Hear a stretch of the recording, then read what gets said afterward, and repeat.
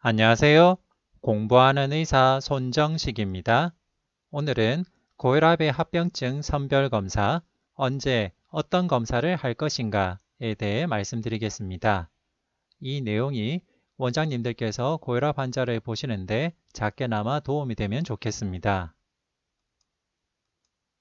먼저 고혈압 치료의 목표를 한번 생각해 보겠습니다. 고혈압 치료의 목표는 무엇일까요? 혈압을 낮추는 것이 고혈압 치료의 목표일까요? 고혈압 치료의 궁극적인 목표는 혈압을 조절해서 혈압 상승에 의한 심혈관 질환을 예방하고 사망률을 낮추는 것입니다. 심혈관 질환이 이미 발생한 분이시라면 질환의 진행을 억제하고 재발을 막는 것이 고혈압 치료의 목표가 되겠습니다. 그렇다면 고혈압 환자 검사의 목적은 무엇일까요? 2020년 1차 의료용 고혈압 임상진료 지침에서는 고혈압 환자 검사의 목적으로 다음의 세 가지를 제시하였습니다.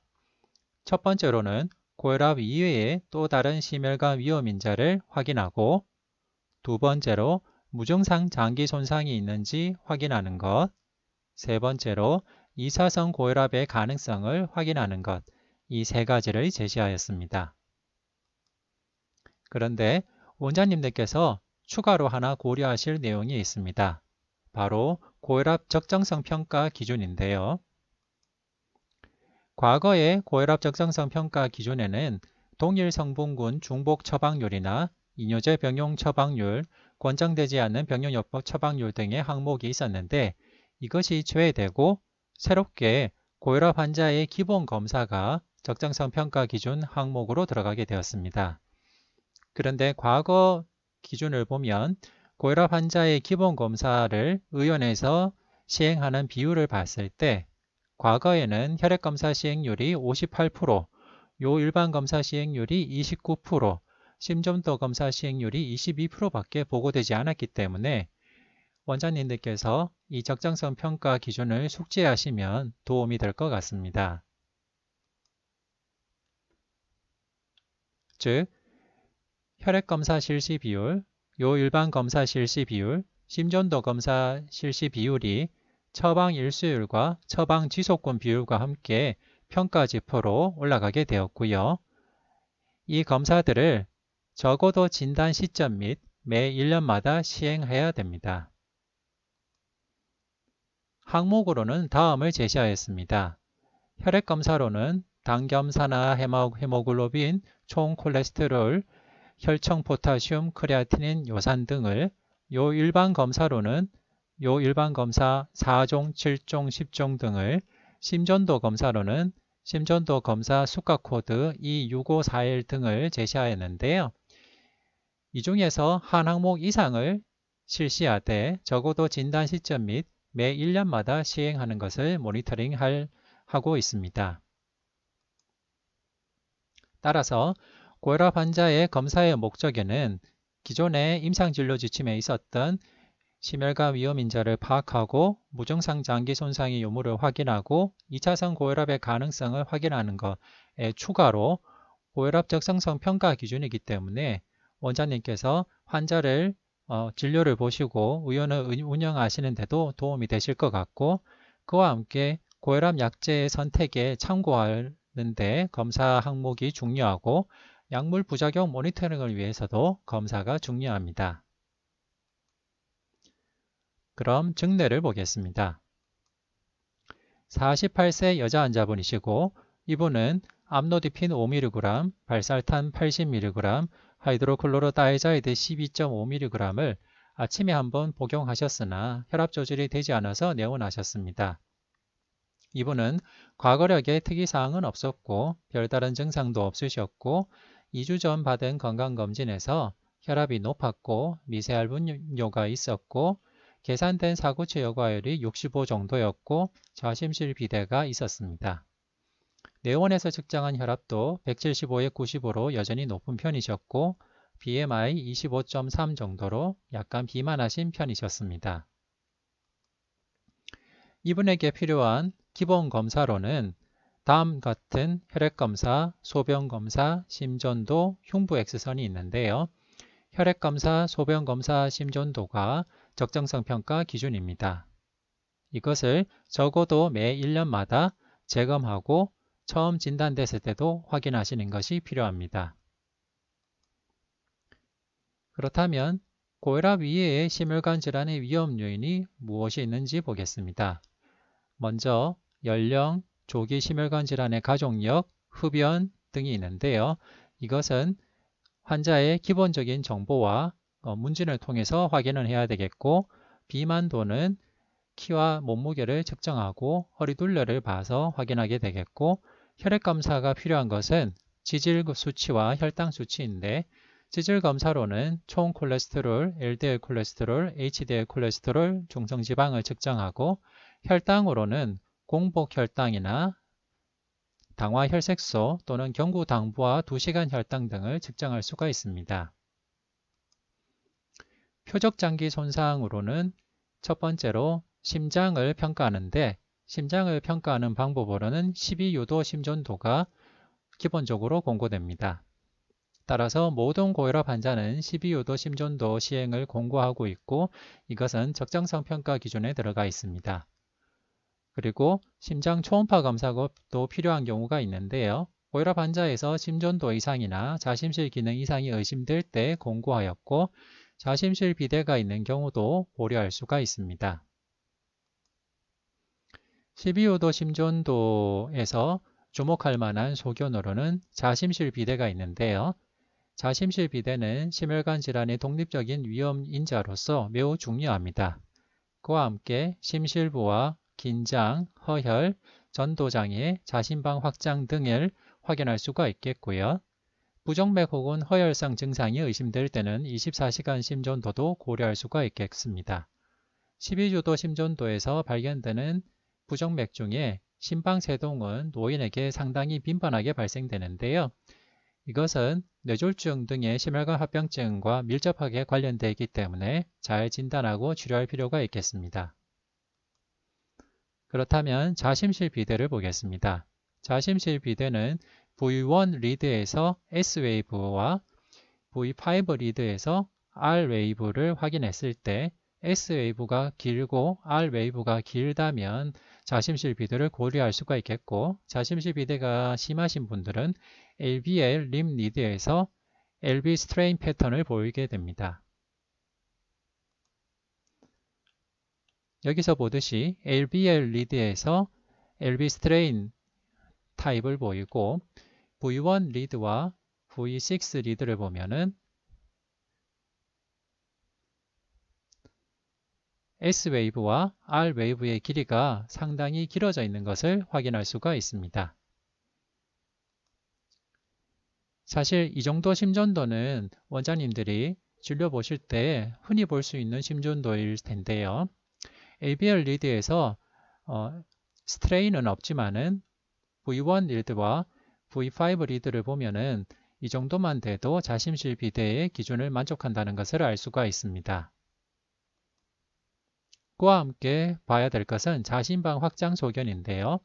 자심방 확장 소견으로 볼 만한 것은 림리드 2 리드에서 피파의 폭이 0.12초 이상 길어져 있는 것입니다. 보시면은 림리드 두 번째 리드에서 피파의 길이가 약간 길어져 있는데요. 이것도 자심방 확장의 소견으로서 임상적으로 중요한 소견 중 하나입니다.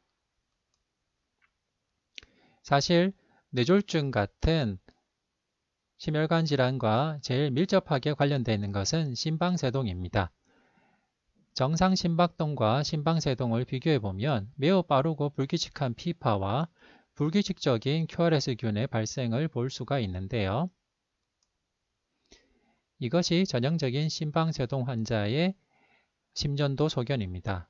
보시면은 뚜렷한 피파가 보이지 않고 심방의 무질서한 활동이 보이지만은 제일 중요한 소견은 RR 인터벌이 불규칙하다는 것입니다. 보면 QRS 웨이브 사이의 간격이 길어졌다 짧아졌다 이렇게 규칙성이 전혀 없이 불규칙한 것을 볼 수가 있습니다. 이것이 심방사동의 가장 특징적인 소견입니다. 이렇게 발견된 심전도 이상 소견은 카디오바스큘러 디지즈 사망과 매우 밀접한 관련성이 있는데요. SD 세그멘트 디프레션은 확실하게 CVD 사망과 제일 관련성이 높지만은 LVH도 연관성이 매우 높아서 다른 요인들을 보정한 뒤에도 LVH가 있는 분들의 카디오바스큘러 디지즈 사망의 렐러티브 리스크가 2.7, 2.8 정도에 이르는 것을 알 수가 있습니다. 표적장기 손상평가로 두 번째로 필요한 것은 콩팥입니다. 모든 고혈압 환자는 혈청 크레아티닌을 측정하고 이를 통해서 사고체 여과율을 계산해야 됩니다. 그리고 모든 고혈압 환자는 이 알부민 크레아티닌 비검사를 공고하고 있고 이것은 적정성 평가 기준에 들어가 있습니다. 신장 기능 이상, 알부민요 또는 2차선 고혈압이 의심되는 환자는 신장 초음파 검사나 도플러 초음파 검사도 고려할 수가 있습니다. 사고체 여과율과 알부민요는 신장 기능을 반영하는 것뿐만 아니라 올코즈 모탈리티, 카디오바스큘러 모탈리티와도 아주 밀접한 관련성이 있습니다. 보시면은 Estimated GFR, 계산된 사고체 여과율이 감소함에 따라서 올코즈 모탈리티가 증가하고 카디오바스큘러 디지즈 모탈리티도 계산된 사고체 여과율이 낮아질수록 현저하게 리스크가 증가하는 것을 볼 수가 있습니다. 더 주목할 만한 것은 알부민요인데요. 알부민 크레아티닌 레이쇼가 증가함에 따라서 상당히 리니어하게 올코즈 모탈리티와 카디오바스큘러 디지즈 모탈리티가 증가하는 것을 알 수가 있습니다. 그와 함께 사고체 여과율과 알부민요의 정도는 말기 신질환 발생 위험과도 아주 리니어한 상관관계를 보이는 것을 알 수가 있습니다. 따라서 KD고 CKD 가이드라인에서는 Estimated GFR과 알부민요의 정도에 따라서 카디오레날 리스크 클래시피케이션을 하도록 되어 있습니다. 보시면은 카디오바스큘러 모탈리티 면에서는 계산된 사고체 여과율이 전혀 감소하지 않은 분이라 하더라도 알부민 크레아티닌 레이시오, 즉 알부민요가 나옴에 따라서 카디오바스큘러 모탈리티가 통계적으로 유의하게 증가하는 것을 알 수 있고 CKD로 진행하는 위험도도 사고체 여과율이 정상 범위에서도 알부민 크레아티닌 레이시오가 단백뇨 수준으로 증가한 경우에는 CKD로 진행하는 위험도가 현저하게 증가하는 것을 알 수가 있습니다. 따라서 현재 만성 콩팥병 진료 지침에서는 계산된 사고체 여과율과 함께 알부민 크레아티닌 레이쇼를 꼭 측정해서 사고체 여과율에 따른 그레이드와 함께 알부민 유리아의 카테고리를 같이 표시하는 것을 공고하고 있습니다. 그리고 이 사고체 여과율 계산을 위한 크레아티닌 측정과 알부민 크레아티닌 레이쇼 측정은 고혈압 적정성 평가 기준이 되어 있기 때문에 반드시 해야 되는 검사로 생각하시면 좋겠습니다.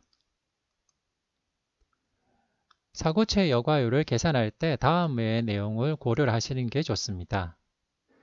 혈청 크레아티닌의 증가 또는 사고체 여과율의 감소는 신기능 저하를 대변하는데 이것은 사고체 여과율을 계산하는 공식을 통해서 할 수가 있습니다.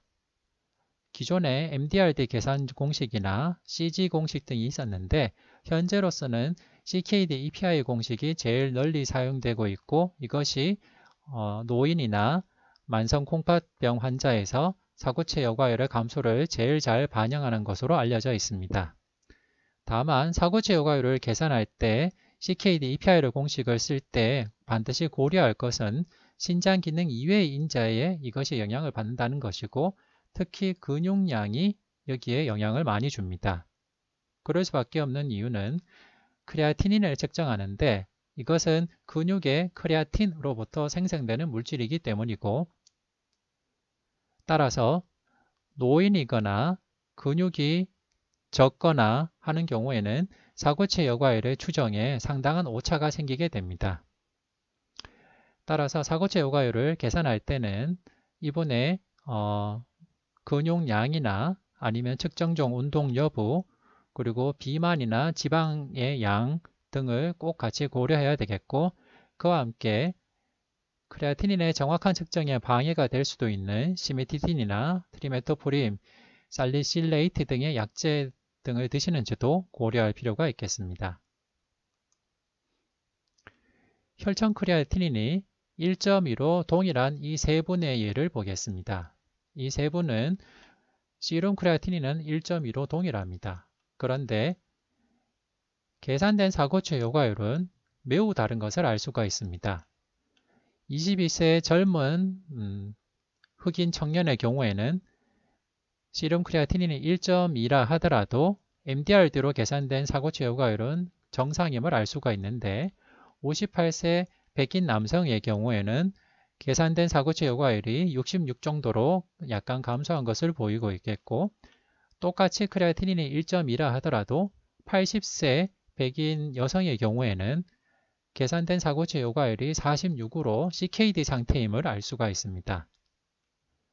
따라서 크레아티닌 수치만으로 신장 기능을 평가하면 여러 가지 오류가 생길 수 있기 때문에 반드시 Estimated GFR, 사고체 여과율을 계산을 해야 됩니다. 사고체 여과율을 계산하는 공식은 구글 같은 데 검색을 해보시면 여러 가지 캘큘레이터가 있는데요.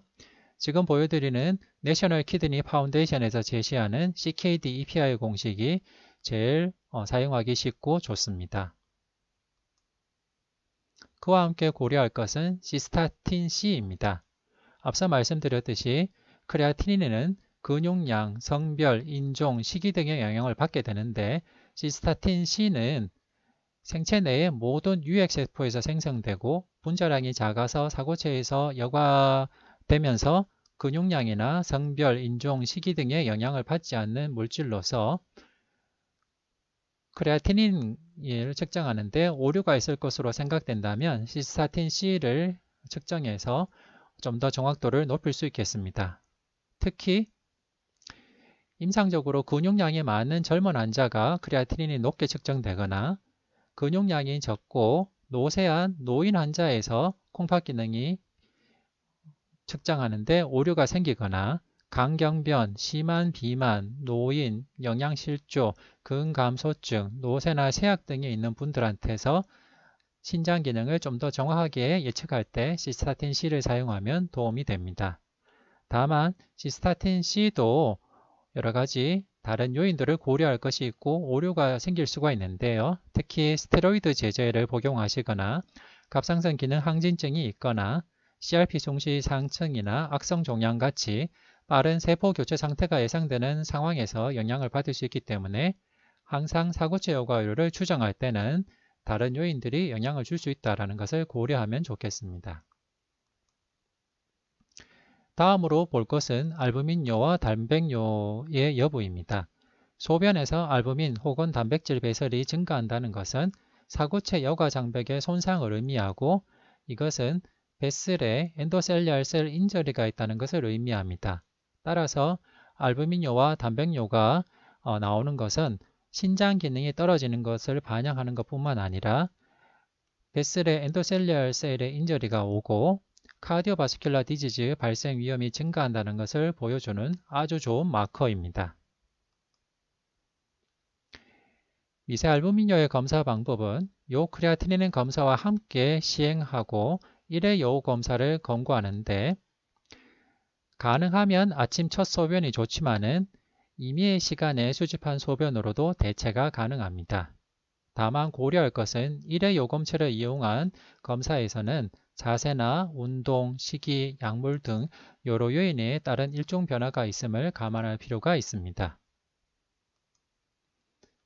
요 시험지 검사도 임상적으로 좋은 검사고 다음처럼 모든 원인의 사망 위험과 밀접하게 관련되어 있는 중요한 검사입니다. 가능한 알부민 크레아티닌 레이시오를 측정하는 것이 정확도가 더 높지만은 그것을 현실적으로 측정하기 어려울 때는 원장님들이 주로 사용하는 유린 딥스 테스트도 제대로 잘 시행한다면 이 검사를 통해서 이 환자분의 키드니 상태와 카디오바스큘라 디지즈 발생 위험 상태를 추정할 수 있는 것을 알 수가 있습니다. 또 표적장기 손상 평가에서 중요한 것은 혈관, 카디오바스큘라 시스템입니다. 혈관의 표적장기 손상 평가하기 위한 검사로서는 경동맥 초음파 검사와 경동맥 대퇴 맥파 전달 속도를 보는 검사, 앵클 브레키아 인덱스, 즉 발목 상완 혈압 지수 보는 검사가 있습니다. 우선 경동맥 초음파 검사를 보겠습니다. 과거에는 내중막 비율을 보는 목적으로 경동맥 초음파 검사를 시행을 했었지만은 여러 연구 결과 내중막 비율은 카디오바스큘러 디지즈 리스크를 예측하는데 큰 도움이 되지 않는다는 것이 밝혀졌습니다. 그래서 요즘은 경동맥 초음파를 시행하는 주된 목적으로 플라크의 존재를 확인하는 것을 1차 목표로 삼습니다. 플라크의 정의는 주변 내중막 두께의 0.5mm 이상 또는 50% 이상 돌출된 국소 병변으로 정의되고 또는 경동맥 내중막 두께가 국소적으로 1.5mm 이상으로 두꺼워진 경우로 정의됩니다. 이렇게 카로티드 플락이 발견되는 경우에는 이 플락의 개수나 부피 또는 범위에 따라서 이렇게 카디오바스큘러 디지즈, 코로나리 하트 디지즈를 아주 밀접하게 반영하는 것으로 알려져 있습니다. 맥파 전달 속도도 혈관 정직도를 평가하는 좋은 검사인데요. 혈관의 탄성이 좋고 경직도가 낮으면 맥파 전달 속도가 느려지는데 혈관의 탄성이 떨어지고 경직도가 증가하면 맥파 전달 속도가 빨라지는 것을 이용한 검사입니다. 일반적으로 진료 지침에서 공고하는 것은 경동맥 대퇴 맥파 전달 속도인데요. 경동맥 대퇴 맥파 전달 속도가 10m/s 이상이면 카디오바스큘러 디지즈 발생 위험이 증가하는 것으로 알려져 있습니다. 그런데 개원하신 원장님들이 주로 많이 사용하시는 검사 기계는 상완 발목 맥파 전달 속도를 측정하는 기계를 주로 사용하시는 경우가 더 많습니다. 다음과 같은 그림처럼 결과지를 보여주는 검사 기계인데요. 상완 발목 맥파 전달 속도의 경우에는 13m/s나 14m/s 이상이면은 카디오바스큘러 디지즈 발생 위험이 증가한 것으로 예상할 수가 있습니다. 보시면은 사지 혈압을 이렇게 제시를 하고 오른쪽 왼쪽에 상완 발목 맥파 전달 속도를 그래프로 보여주고 나이에 따라서 평균값과 투 스탠다드 데비에이션을 벗어난 값을 보여주기 때문에 이 그래프를 보시면은 이 환자분이 연령대에 비해서 맥파 전달 속도가 얼마나 빨라져 있는지를 쉽게 알 수 있습니다. 그와 함께 앵클 브라키얼 인덱스도 같이 보여주기 때문에 말초혈관 질환이 있는지 동맥경화가 있는지 같이 볼 수가 있습니다. 이렇게 측정한 상완 발목 맥파 전달 속도는 심혈관 질환 발생 위험과 상관성이 높은 것이 잘 알려져 있고 일반적으로는 13m/s나 14m/s 이상이면은 12m/s 미만인 레퍼런스보다 심혈관 질환 발생 위험이 2배 이상 증가하는 것으로 알려져 있습니다. 고혈압 환자의 검사를 통해서 알 수 있는 또 다른 정보는 특정 약자의 사용이 우선적으로 추천되는 임상 상황인지를 확인하는 것입니다. 대표적으로는 단백뇨가 있거나 신기능 장애가 확인된 경우에는 고혈압 약제로는 안지오텐신 전하효소 억제제를 1차적으로 사용하는 것이 권고가 되겠고 무증상 죽상 동맥경화증이 발견되는 경우에도 칼슘 채널 통로 차단제나 안지오텐신 전하효소 억제제들을 1차적으로 사용할 수 있겠고 심실비대가 있는 경우에는 칼슘 통로 차단제나 안지오텐신 수용체 차단제를 우선적으로 사용할 수가 있겠습니다. 고혈압 치료의 목표는 혈압을 조절해서 심혈관 질환을 예방하고 사망률을 낮추는 것입니다. 2021년 브리티시 메디컬 저널에 실린 메타아날리시스 결과를 보면 항고혈압 치료를 통해 모든 원인으로 인한 사망을 예방할 수가 있었고 심혈관 사망을 예방할 수가 있었고 뇌졸중 위험을 감소시킬 수가 있었습니다. 그런데 이와 함께 부작용도 발생 위험이 증가했는데요.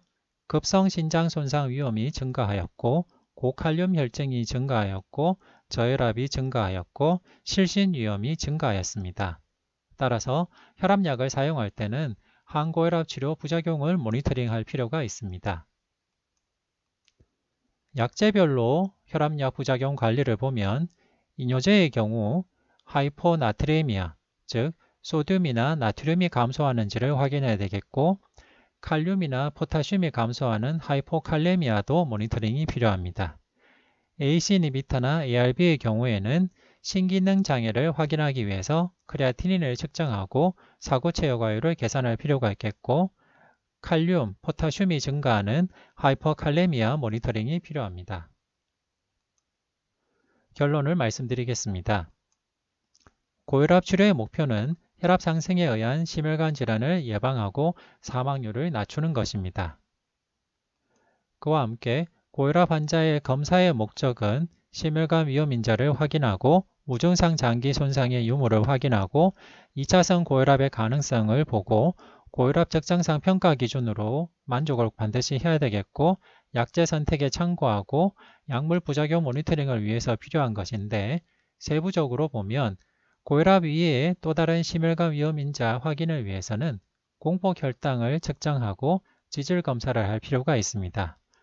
무증상 장기 손상의 유무를 확인하기 위해서는 심장은 12주도 심전도가 필요하고 12주도 심전도나 문진에서 심전도 이상이나 자심실 기능 이상, 좌심실 비대나 심부전이 의심될 때는 심장 초음파 검사도 할 필요가 있겠습니다. 콩팥 기능 평가도 중요한데 크레아티닌을 측정해서 사고체 여과율을 계산을 해야 되는데 사고체 여과율을 계산할 때는 CKD EPI의 공식을 주로 사용하되 환자가 노쇠하거나 근육이 너무 적거나 근육이 너무 많거나 할 경우에는 시스타틴 C 같은 다른 검사도 같이 보시는 게 좋겠습니다. 그리고 요 알부민 크레아티닌 B도 측정을 하는 것이 중요합니다. 혈관 장기 손상에 확인하기 위해서는 경동맥 초음파가 필요한데 경동맥 초음파를 할 때는 플라크의 유무가 중요합니다. 펄스 웨브 벨로시티를 볼 때는 원장님들이 주로 사용하는 상완 발목 맥파 전달 속도를 볼 때는 13m/s나 14m/s 이상이면 위험도가 증가했다고 볼 수 있겠고 앵클 브라키얼 인덱스의 경우에는 0.9 미만이면 위험도가 증가한다고 볼 수 있습니다. 2차성 고혈압의 가능성이 있을 때는 앞서 말씀드린 검사와 함께 알도스테론 투 레닌 레이쇼나 도플러 초음파를 고려할 수가 있겠고 특히 원장님들이 기억하시면 도움이 될 만한 것은 고혈압 적정성 평가 기준에 고혈압 환자의 검사가 들어가 있다는 것이고 이는 진단 시점 및 매 1년마다 검사를 하시되 꼭 해야 되는 것은 혈액검사, 요일반 검사, 심전도 검사임을 기억하시면 도움이 되겠습니다. 그리고 무증상 장기 손상 유무에 따라서 약제 선택이 달라지니까 참고로 하시면 좋겠고 약물 부작용 모니터링도 필요한데 크레아티닌과 나트륨, 칼륨 같은 전해질을 팔로업 하시는 것이 중요합니다. 이상 경청해 주셔서 감사합니다.